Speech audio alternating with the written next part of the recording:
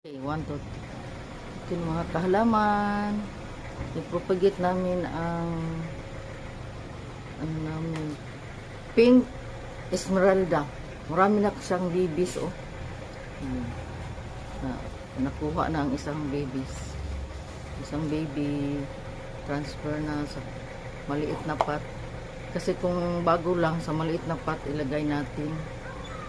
At saka yung ating risal ay 80% ang 20% coco-peat. Ayun. Ganyan lang talaga ka simple mga kahalaman.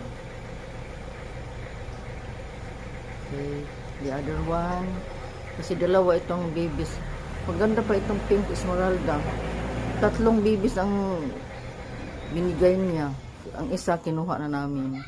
Itong dalawa ngayon lang kasi maliit pa noon. Isa lang ang malaki.